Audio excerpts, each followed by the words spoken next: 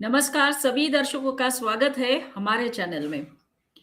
केरल के निकाय चुनाव में एनडीए को बहुत बड़ी कामयाबी मिली। गठबंधन ने जो गढ़ माना जाता है शशि थरूर का और जो कांग्रेस के नेता है, उनके ही नगर में 101 वार्डों में से 50 वार्डों में जीत हासिल की है। तो पिछले 45 साल के बाद वामपंथी जो लोकतांत्रिक मोर्चा है, उनका कब्जा वहां पर था और अब बीजेपी ने अपना परचम वहां लहराया। तो ये जो जीत है, इसको किस तरह से देखते हैं? आइए इसी के बारे में हम चर्चा करेंगे और चर्चा के लिए हमने आमंत्रित किया है हमारे विशेष अतिथि सुप्रीम कोर्ट के प्रसिद्ध lawyer advocate Pankaj Joshi ji sir को। Sir, thank you once again, आप हमारे साथ जुड़े। जी, नमस्कार मैडम और आपके सभी व्यूअर्स के लिए बहुत-बहुत नमस्कार। सर, ये जो तिरुवनंतपुरम है, वहां पर बीजेपी ने बहुत बड़ी जीत हासिल की और शशि थरूर ने बहुत अच्छा रिप्लाई भी इसके लिए लिखा है, this is the beauty of democracy. जी, निश्चित तौर पे इसके लिए सभी भारतीय जनता पार्टी के जो भी कर्मठ कार्यकर्ता हैं जिन्होंने लगातार संघर्ष किया और जनता के बीच में जाके अपनी पैठ बनाई। केरला जैसा राज्य जहाँ की पूरी तरह से जो एक भाजपा के विरोधी, एनडीए के विरोधी जिस तरह की विचारधारा रहती है और उसमें जाके अपनी पैठ बनाना और तिरुवनंतपुरम के जो खास करके जो नगर निगम के जो इलेक्शन हैं, उसमें 101 वार्डों में से लगभग 50 वार्डों पर जो जीत हुई है, बहुमत के लिए 151 चाहिए, एक एक की है, लेकिन जो पिछले 45 साल से जो लगातार एक लेफ्ट का जो कब्जा था, वो टूटा है और निश्चित तौर पे मेयर के हमारे भारतीय जनता पार्टी के जो भी वरिष्ठ जो भी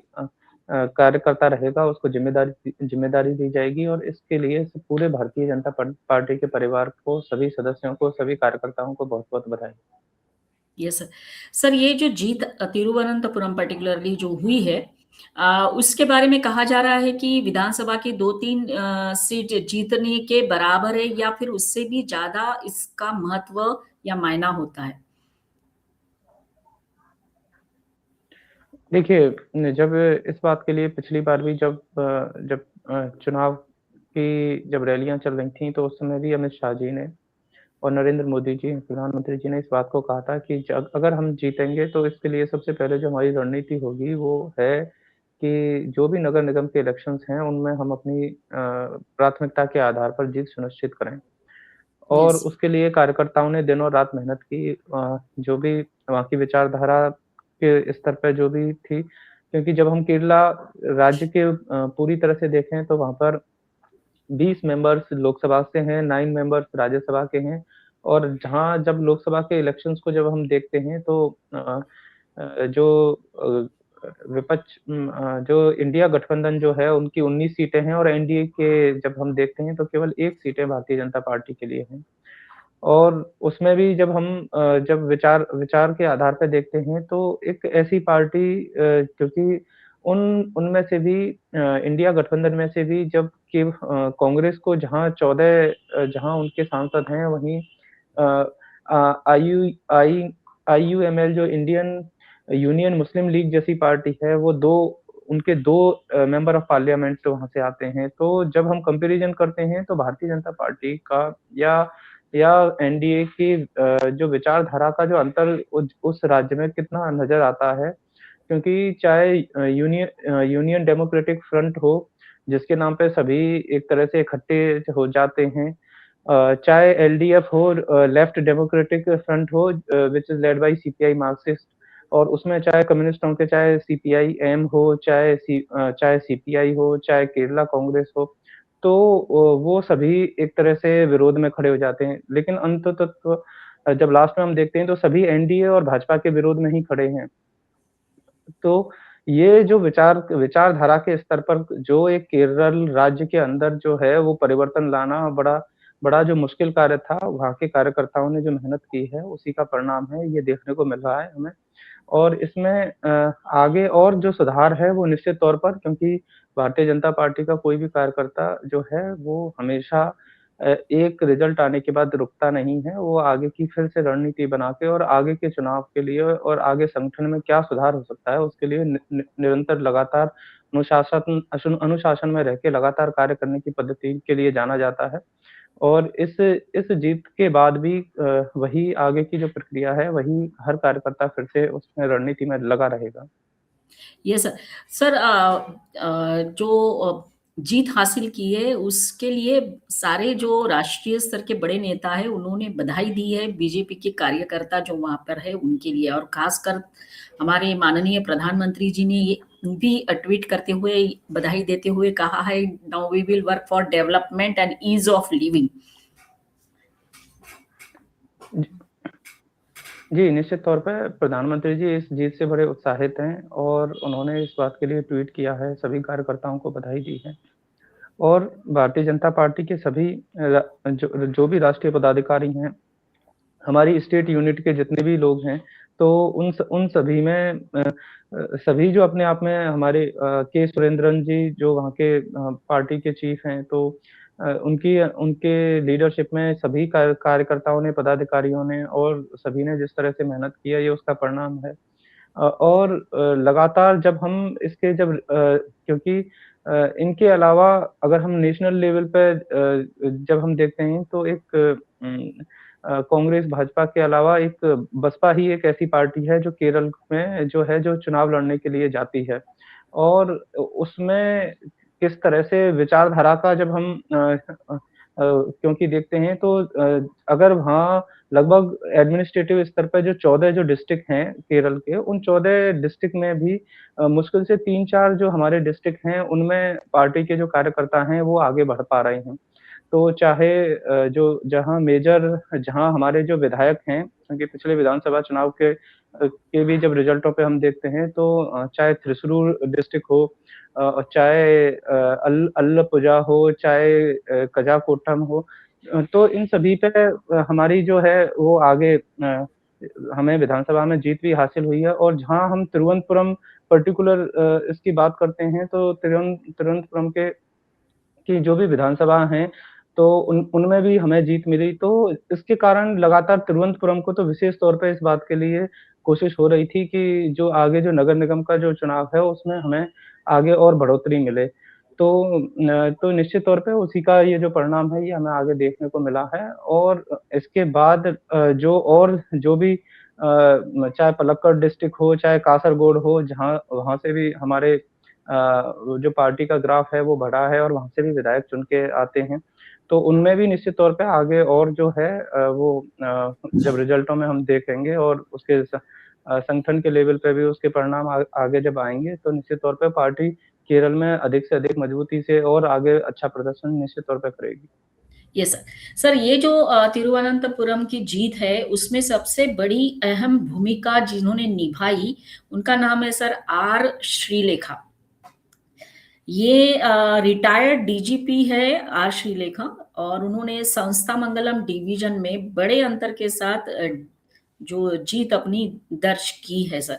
तो सर ये आईपीएस ऑफिसर रह चुकी है सर, केरला की पहली महिला आईपीएस ऑफिसर। रिटायरमेंट के बाद उन्होंने बीजेपी ज्वाइन की और अब वो जीत भी गई। तो सर ये भी एक बहुत बड़ी घटना है।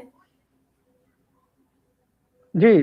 देखिए निश्चित तौर पे जो आईपीएस श्रीलेखा जी हैं, वो मेयर पद की प्रबल दावेदार के तौर पे हैं इस समय। और अ, इस इसमें जो है ये एक तेज तर्रार जो हैं, उनको माना जाता है, इस कारण है उन सभी बारे में जो वो ये संगठन का फैसला है, जिस तरह से भी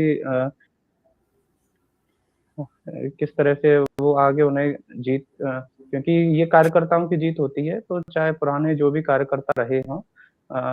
तो उन सभी का ही मेहनत है, तो उसमें जो आगे जो है वो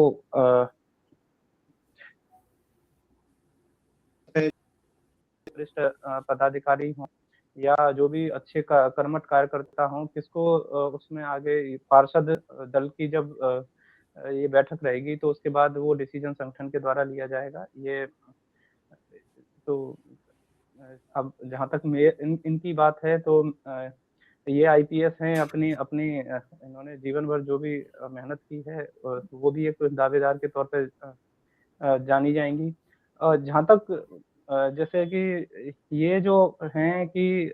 जब हम इसके तौर पे देखें कि जब पिछली जो 2020 का जो मुझे एक जो एक क्रिमिनल केस याद आता है, जिसमें कि जो गोल्ड स्मगलिंग का जो केस हुआ था और तत्कालीन सीएम जब वहाँ पर उनके जो प्रिंसिपल सेक्रेटरी थे और उनको उनकी जब ईडी ने गिरफ्तारी की थी, तो उसके बाद जिस तरह से केरल में और एक लंबा जो गवर्नमेंट के लेवल पे जिस तरह से वहाँ पे चीज़ें हुई कि इतने बड़े लेवल पे भी इस तरह की जो चीज़ें हो सकती हैं, तो तो जो केरला की जो छवि थी, वो एक अपने आप में एक उसमें एक थोड़ा क्वेश्चन मार्क लगने लगा था।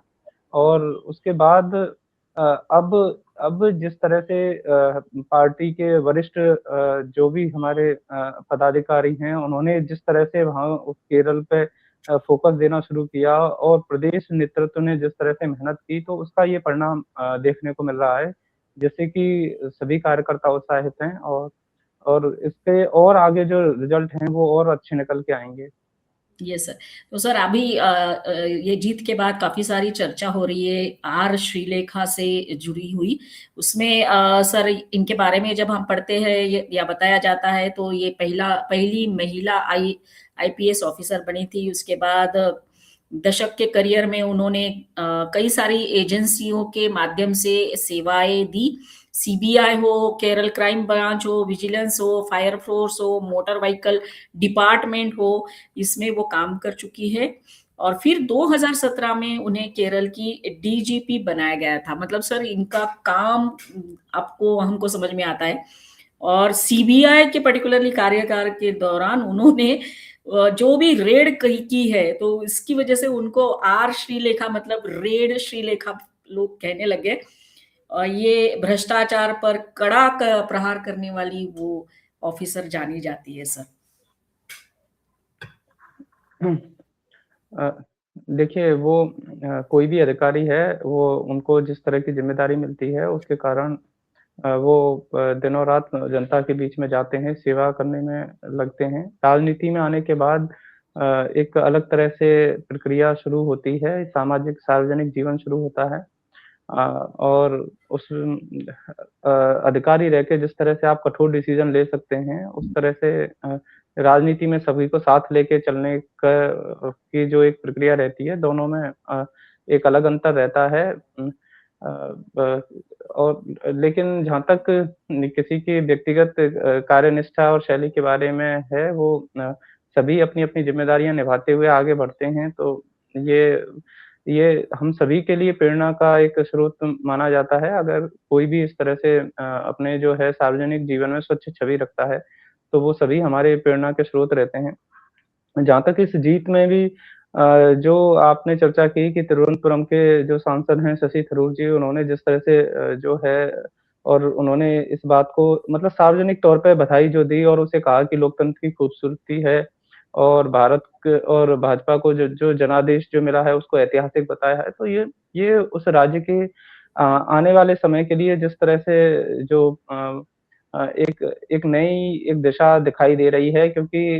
अब कहीं न कहीं चाहे कांग्रेस पार्टी के वरिष्ठ वहाँ के कार्यकर्ता हों, चाहे चाहे यूडीएफ के और अन्य जुड़े जो भी घटक दल हैं, उनके जुड़े जो भी हैं, वो कहीं न कहीं अब इस बात के लिए उत्साहित हैं कि कहीं न कहीं हमें भारतीय जनता पार्टी को भी एक विकल्प के तौर पे देखना चाहिए। और उसमें चाहे वरिष्ठ जो भी अन्य कम्युनिस्ट कार्यकर्ता भी हैं, जो कहीं न कहीं पार्टी की रीति-नीतियों से क्योंकि कहीं न कहीं वो इस बात से रखते हैं कि भारतीय समाज या भारतीय सभ्यता से जुड़कर भी हमें एक तरह से आगे बढ़ना चाहिए। तो वो लोग भी एनडीए और भारतीय जनता पार्टी की विचारधारा को एक विकल्प के तौर पे अब क्योंकि जब संगठन के आधार पे जब पार्टी आगे बढ़ती है, तो निश्चित तौर पे हर कोई उसकी तरफ आकर्षित होता है। तो वो सभी लीडर जो यस। जनता के बीच में जुड़े हैं, काम कर रहे हैं और उन्हें लगता है कि अब हमें भी एक राष्ट्रीय विचारधारा के अनुसार ही चलना चाहिए, अपने राज्य को आगे बढ़ाना चाहिए और जो जिस तरह से भारतीय जनता पार्टी के दूसरे राज्यों में जहाँ डबल इंजन की सरकार है, तो हमें निश्चित तौर पे उसी अनुसार आगे बढ़ना चाहिए, ना कि अलग-अलग तरह के घटक दलों में बँटके हुए, क्योंकि जब जब यूडीएफ के जब हम देखते हैं तो उसमें तो उसी में चाहे इंडियन नेशनल कांग्रेस हो, चाहे इंडियन यूनियन मुस्लिम लीग हो, चाहे आरएसपी हो,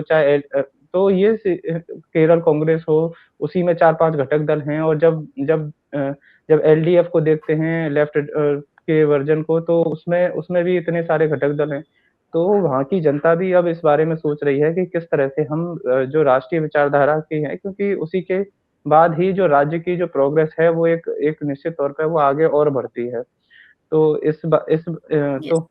निश्चित तौर पे अब जो जनता का जो भरोसा है, वो सुशासन और अवसरों से भरे और विकसित केरल की तरफ फिर से, तो ये काम केवल एनडीए कर सकता है। तो इसके कारण वहाँ भारत केरल की जनता जो है, वो फिर से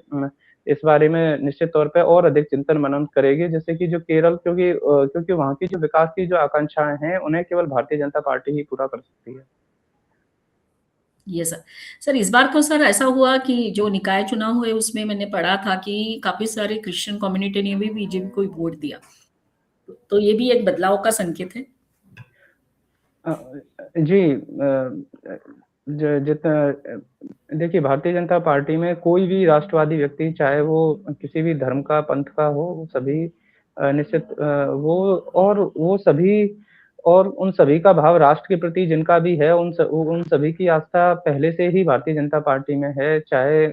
और उसमें जो आधुनिक विचारों के जितने भी हिमायती हैं, जो कि चाहते हैं कि हम साइंस के साथ, विज्ञान के साथ और ह्यूमैनिटी के साथ आगे बढ़ें, वो निश्चित तौर पे भारतीय जनता पार्टी की विचारधारा को अपनाने के लिए वो अपनाते हैं और उसी के साथ आगे बढ़ते हैं। और क्योंकि क्रिश्चियन टी में जो इम्प्रूवमेंट है, वो लगातार इस तरह वो क्योंकि पंथ के अंदर रहकर जो इम्प्रूवमेंट की बात होती है, तो उसमें उनके लोग आगे से आगे थोड़ा अपना इम्प्रूवमेंट लगातार करते हैं, तो जब उन्हें दिख रहा है कि हमारे यहाँ पर क्योंकि केरल से जब आईएसआईएस में शामिल होने की घटनाएँ लगातार बढ़ने लगीं, और वहाँ पर जिस तरह से एक चरमपंथी इस्लाम विशेष के द्वारा कुछ लोगों का जब वो आगे बढ़ने लगा, तो और उसमें क्रिश्चियन लोगों पर जिस तरह से अटैक शुरू हुए, और तो ये सारी चीज़ें जब मीडिया में आने लगीं और न्यूज़ और सभी की, तो ये सभी के लिए एक चिंता की बात हुई। और जब गवर्नमेंट ऑफ इंडिया ने तो खासकर केरल के लिए इस तरह की जब उसमें किया था कि यहाँ से जो लोग यहाँ से अधिक से अधिक कहीं सीरिया में या उसमें ना जाएँ, तो उसके लिए जिस तरह से, क्योंकि कुछ पर्टिकुलर रीजन में जिस तरह से वहाँ पे कुछ जो भी संगठन है इस्लाम के नाम पे या के नाम पे, जिस तरह से उन्होंने जो युवाओं को एक बरगलाया, तो उसके कारण जो है, वो चीज़ें थोड़ी-सी टिपिकल हो गई थी। तो निश्चित तौर पे तो भारतीय जनता पार्टी की विचारधारा तो अपने राष्ट्र के प्रति समर्पित विचारधारा है। उसमें कोई भी पंथ का व्यक्ति हो, किसी भी धर्म को मानने वाला व्यक्ति हो, तो वो सभी का स्वागत है। और निश्चित तौर पे अगर क्रिश्चियन समुदाय से जुड़े लोग भी अधिक से अधिक भारतीय जनता पार्टी हैं और कर रहे हैं, तो ये एक डेवलपमेंट की बात है, और इससे निश्चित तौर पे देश का ही जो विकास है, वो मजबूत होता है। ये सर। सर, दूसरी बात सर, शशि थरूर जी ने जो बोला है कि ये this is the beauty of democracy. तो सर, जो नारे लगाते हैं और हमेशा कहते रहते हैं लोकतंत्र खतरे में है, उनके लिए ये क्या संदेश है सर? उम, देखिए, लोकतंत्र खतरे में है, ये तो कुछ ऐसे विशिष्ट लोग हैं जो जिनको हर चीज़ में एक नेगेटिविटी नज़र आती है, वो वही इस तरह का नारा लगा सकते हैं। क्योंकि जब ऑपरेशन सिंदूर हुआ था, तो शशि थरूर जी ने जिस तरह से और मोदी सरकार की जिस तरह से इस डिसीज़न के लिए तारीफ़ की और कहा सराहना की कि और निश्चित तौर पे इसका जो फ़ॉरेन पॉलिसी में जो है हमारा एक मतलब हम एक स्टेप आगे हुए कि और तो उसके कारण लेकिन कांग्रेस पार्टी के कुछ जो नेता हैं, जो जिनको हर चीज़ में नेगेटिविटी नज़र नज़र आती है, चाहे सरकार कितना भी अच्छे से अच्छा स्टेप उठाए। तो उसके कारण शशि थरूर उनके निशाने पे आ गए और वो अगर अगर सरकार कुछ अच्छा कदम उठा रही है और उसका भी आप इस तरह से करेंगे तो यही कारण है कि आप शशि थरूर की टाँग खिंचाई कर सकते हैं, लेकिन वो आगे बढ़ रहे हैं और उन्होंने जब जो सर्वदलीय शिष्टमंडल जब जो है वो विदेशों में गया और नरेंद्र मोदी जी ने उनको उसमें चयन किया, तो उस समय भी कांग्रेस पार्टी के कई नेताओं ने उनका विरोध किया। लेकिन उन्होंने पाकिस्तान को अनेक मंचों पे जाके और उसके अगेंस्ट बोला, उसको जो बेनकाब किया। तो ये